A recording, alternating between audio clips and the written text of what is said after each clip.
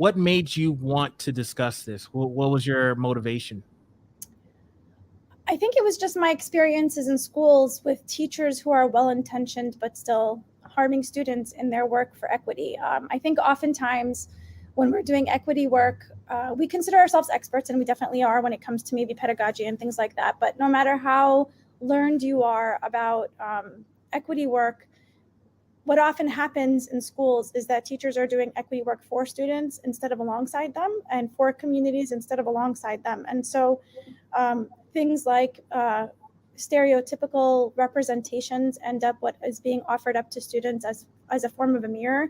And I feel like that's much more harmful for students than not doing equity work at all, right? Because what you're doing is immersing students in false representations of themselves that have traumatized them. And through your instruction and through your, again, well-intentioned work, they're being re-traumatized by those things. And oftentimes kids, especially in a K through 12 setting, even myself as a college student, I think don't have the capacity, the knowledge, the developmental ability to really say to a teacher, I disagree with this, or this doesn't represent me, or this is incorrect, because developmentally all they want to really do is fit in, especially at K through 12 levels. And so what happens is that these students, from my experience and from my research, end up either like really just focusing on school and shutting down socially and emotionally, and just doing school well, or they start to develop this double consciousness and this duality where they're one person at home and another person in school that is more assimilated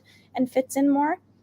And oftentimes they become rebellious when that happens, because they know that they can't bring their school persona home and they can't bring their home persona to school. And so that creates tension with parents, and it creates a whole other set of problems for these kids in their lives, because they feel like those two personas can't ever converge. And we've seen, like, I think more than ever, especially with COVID, students kind of reacting to not feeling included and not belonging and not being understood in schools, fomenting in very unhealthy ways emotionally and with mental health in the long term. And so I feel like it's so super important for us to really get this work right, because the reality is, and even for my own kids, they're spending more time in school than they are at home most days, right? And so if they're going through school feeling very invisible, again, even with well-intentioned teachers who are misrepresenting them because they think that they know, but they don't actually know, it's just really, really detrimental to them in so many different ways. Their identity, they have identity crisis, and they go through life kind of building on that. I know for myself, the unlearning took a really long time for me to be able to name a lot of those things. It took a really long time, because nowhere along the lines of my career as a student, from K through college, did anybody ever have those conversations with me. And so when I was approached by a college professor with a novel that was supposed to be representative of me, but was a whole amalgamation of every stereotype you can imagine about Arab women, and she said, I want to know what you think. And she pointed me out in the classroom the day we were supposed to read the book. And I didn't have a response for her. I knew I was offended by the book. And so that's what I said. I said, this book offends me because I feel like it doesn't represent my experiences or the experiences of anybody that I know. But I missed opportunities to really plant seeds of doubts for classmates in my classroom to understand that this book does not represent the experiences of Arab women, at least the majority of Arab women, right? And so I feel like that's where a lot of the disconnect happens in equity work, or what we think is equity work. And so what needs to happen is that there needs to be a collaboration between communities and schools in bringing the kids to the forefront and having their voice integrated in the work, and making sure that they have a seat at the table, so that we are doing what kids need and not what we think kids need. I think I saw your daughter jumped in for a second. Okay, want to say hello. Hey, That's what's up. Hey, so and thank you for joining us, by the way. So, okay, you touched on something that really resonated with me, because my son, for example, I remember when we would have parent-teacher conferences with his teacher.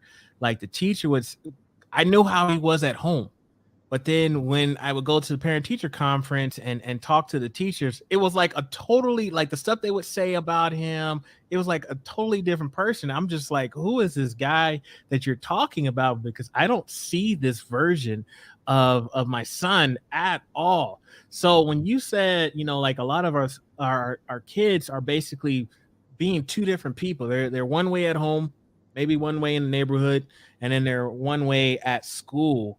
And I think that that can be a challenge because they have to at such an early age, they have to try to navigate two different worlds, if you will. Why do you what type of toll do you think that that takes on kids when they're basically trying to operate on two different planes?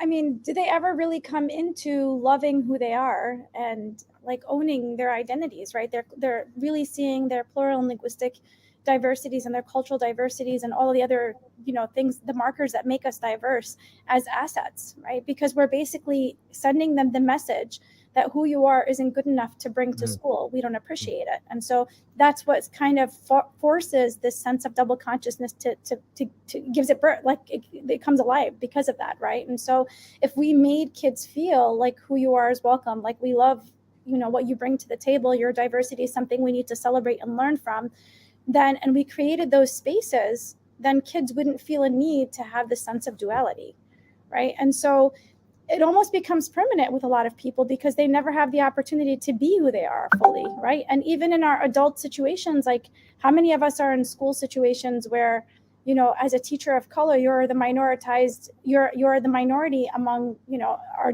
demographic divide. And even as an educator, and how to name these things, you feel like you can't bring your whole self into an educational space with other academics, right? It doesn't stop, because schools historically have been places where people have been like kind of forced to assimilate in order for them to be accepted, and that doesn't change on a professional level either.